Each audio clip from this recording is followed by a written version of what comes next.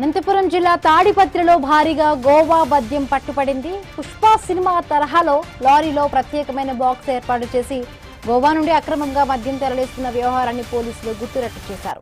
Tadipatri railway station flyover వద్ద లారీని తనిఖీ చేయగా భారీగా మద్యం బాటిల్ బయటపడ్డాయి. లారీ క్యాబిన్ వెనుక భాగంలో కింద ప్రత్యేకంగా ఏర్పాటు చేసిన బాక్స్లో భారీగా మద్యం బాటిళ్లను పోలీసులు గుర్తించారు. గోవా నుండి తాడిపత్రికి అక్రమంగా తరలిస్తున్నట్టుగా పోలీసులు అనుమానిస్తూ ఉన్నారు. లారీకి 2 నెంబర్ ప్లేట్లు ఉండటం కూడా పోలీసుల దృష్టికి వచ్చింది. ఒకటి కర్ణాటక రాష్ట్రానికి చెందిన నెంబర్ ప్లేట్ కాగా మరొకటి ఏపీ నెంబర్ ప్లేట్ గా గుర్తించారు. తాడిపత్రి పట్టణ సీఐ ఆరోహణరావు ఆధ్వర్యంలో పోలీసులు తనిఖీ నిర్వహించి లారీతో పాటు మద్యం బాటిళ్లను స్వాధీనం చేస్తున్నారు.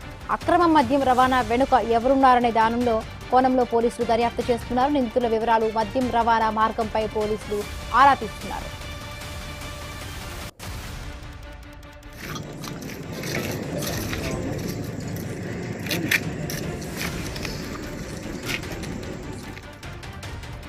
అనంతపురం జిల్లా తాడిపత్రిలో భారీగా గోవా మద్యం పట్టుబడింది. పుష్ప సినిమా తరహాలో లారీలో ప్రత్యేకమైన ఒక బాక్స్ ని ఏర్పాటు చేసి గోవా నుండి అక్రమంగా కూడా మద్యం బాటిల్ తరలిస్తూ ఉన్న వ్యవహారాన్ని పోలీసులు గుట్టురట్టు చేశారు. తాడిపత్రి రైల్వే స్టేషన్ ఫ్లైఓవర్ వద్ద తనిఖీ చేయగా కూడా లారీలో ఈ అక్రమ మద్యాన్ని పోలీసులు గుర్తించారు.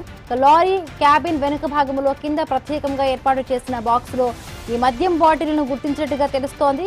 గోవా నుండి తాడిపత్రికి అక్రమంగా కూడా ఈ మద్యం బాటిల్ను తరలిస్తూ ఉన్నారు. అటు గోవా నుండి తాడిపత్రిలోని ఎక్కడికి ఈ అక్రమమైన మద్యాన్ని తరలిస్తూ ఉన్నారు. అన్ని రాష్ట్రాలు దాటుకుంటూ కూడా ఏపీలోకి ఈ అక్రమంగా తరలించిన ఈ మద్యం బాటిల్ ఎట్లా వచ్చాయి?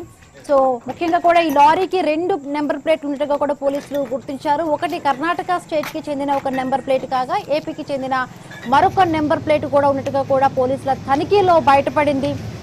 ముఖ్యంగా ఈ మద్యం వెనుక ఎవరు ఉన్నారు అనే దానిలో కోణంగా కూడా పోలీసులు విచారణ చేస్తూ ఉన్నారు. నిందితుల వివరాలు, మద్యం రవాణాపై పోలీసులు ఆరా తీస్తున్నారు.